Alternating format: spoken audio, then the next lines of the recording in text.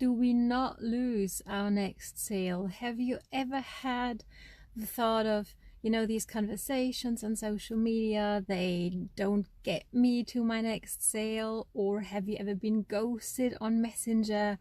Or have you ever thought that conversations on social actually don't go anywhere? Then stay tuned, because I'll be sharing with you 3 tips today, 3 steps that you can take and that you want to remember next time you start a conversation on social media, because this is a powerful tool if we use it, pardon me, the right way. Hello and welcome. I'm excited you're here. In case we haven't met before, my name is Katrin from bloomwithkatrin.com, and I'm coming live to you from the beautiful Bavarian forest in Germany. Normally, today I'm at my corporate job. It's just lunch break, and I just hopped out real quick to give you these 3 tips, because they're so huge, because it can get us so close to giving up, right? To thinking, oh, I just can't do this. And you actually be able to use my tips on social media for messenger conversations as well as in real life, right? Because having a conversation with a human being really doesn't make a difference whether we have it online on social or offline in the real world. To me, both worlds are very real. Let me know whether you can relate. So if you're on live with me here today or on the replay, please say hello, so because I love to be able to circle back to you and thank you personally for spending some of your very valuable lifetime with me. So how would it feel for you if you actually were relaxed on social media, in conversations, having with whomever, whether you know, you have them, oh, hang on, there's, okay, no, okay, they left, sorry, I'm in a parking lot, right? And people just going by and drawing faces, just what happens when you go live outside, right? So how would it feel for you if you could start a conversation and feel confident throughout, from the moment of your initial contact right to the moment of closing the sale, right? Which is eventually, hopefully, what's going to happen, right? So number 1 is give people time. Now, a mentor of mine shared this analogy, and I use it in my thinking and in, you know, helping others every day. It's like, I don't know where it comes from, but on social media we behave like, you know, we're on a date, and it's okay to ask the other person for marriage in the very first conversation, maybe even the very first message that we send, right? Now, just imagine that for yourself, right? You're on a date, meeting somebody for the first time, getting their first message, and now this person actually asks you for marriage, right? Wouldn't it be a normal human reaction to take a step back and go, whoa, right? Our defenses are going to go up. Would you agree? For whatever reason, I'm not quite sure, maybe it's that instant gratification that we're used to on social media. Everything is at our disposal, apparently, at the, you know, with just one click, right? Thing is, when I accept a friend request, or when I have somebody accept my friend request, it's not to be sent the sign-up link right away, or the amazing thing, whatever it is that they have. I truly and honestly would love to get to know the person, right? So we can build know, like, and trust with each other. We don't ask each other for marriage instantly. Why would we do it on social media? So for me, what's really a good analogy as well is, I don't know about you, but I used, at least, to love red wine. I haven't had any alcohol in years because I just don't like it anymore. But back then, I'll always remember that, you know, when you open that bottle of really awesome red wine, right? A Rioja, for example, that used to be one of my favorite kinds of red wine, and you have to let it breathe, right, to really develop its full aroma. That's what we want with relationships as well, right? So let's give each other time to breathe, to get to know, like, and trust each other. That's very, very important. Now, tip number 2, and this might be scary, and let me know whether you can relate, because I know I can. I used to struggle big time with this.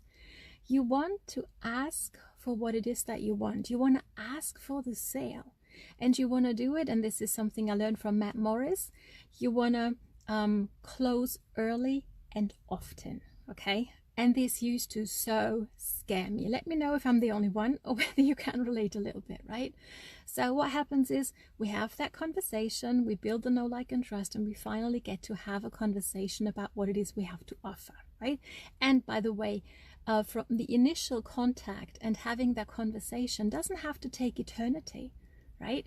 It's really just about asking the right kinds of questions. And if you need training on that, feel free to reach out to me, because I'm sure that I'll be able to help you and direct you to the right kind of training that's going to, move the needle forward for you in that matter. But so say you've given your information, and now it's like time to ask for the sale, right? Are you ready to get started? Something along those lines. Now, really, it's a simple process. You give the information and you ask for the sale. When you get into that habit, it's really a simple process, and it's a process that's going to duplicate because it's simple. But what naturally happens often is you're going to get some sort of objection. I need to think about it. I need to talk to my spouse about it, whatever. You've heard these before, right?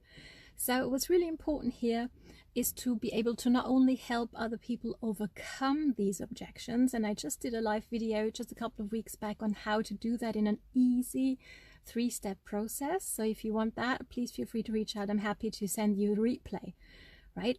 So you overcome the objection, and then you close again. You ask for the sale again. Are you ready to get started now? Right? You have to keep on asking that question. So, because people need to be led at the end of the day. Would you agree? So, tip number 3, and this is really major. Let's stop losing that sale with the 4-second rule. Because I don't know about you, but I used to struggle majorly with that awkward silence moment, and I'm going to be silent for just a few seconds here in a second, okay? So let's imagine this, right? You've given your information and you've asked the question, whew, okay? And now you hear nothing. And that can be really awkward, and it can be difficult to, not to interrupt that silence. Would you agree? Right.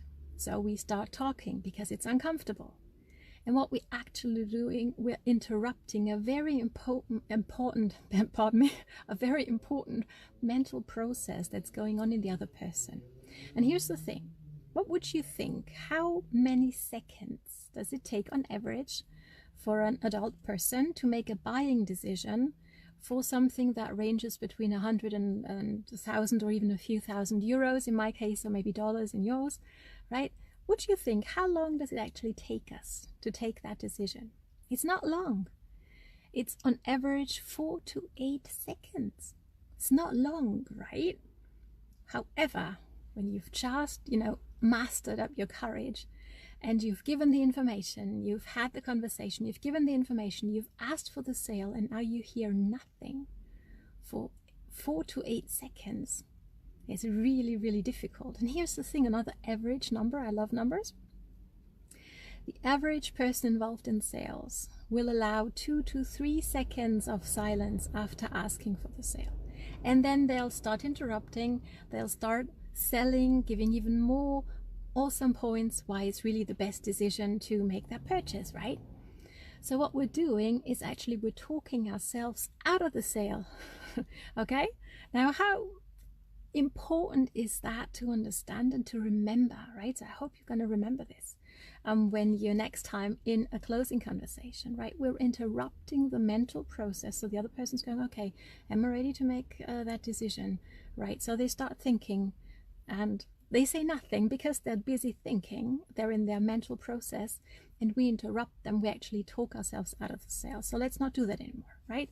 And it's really difficult to duplicate as well, because it's not easy and simple anymore, right? It becomes complicated, which it really isn't at the end of the day. So these are my 3 tips for you, right? Give people time. Remember, the red wine needs to breathe. Let people breathe when you start out in your conversations. Be an amazing human being, who you are anyway, right? Let that shine through. Who are you? What do you stand for? Have a real conversation with people and let them breathe, not, ask them for marriage in the first message or then the second one, right? Then number 2, ask for the sale and close early and often. And number 3 is stop losing the sale with the 4-second rule. Okay, so I hope this is going to be helpful for you to relax in your conversations from the initial contact right up to the point of closing the sale. Give people time again to breathe and to finish their thinking processes, right? So what I do when I've asked the question, are you ready to get started? I count silently in my head. 1, 2, 3, 4.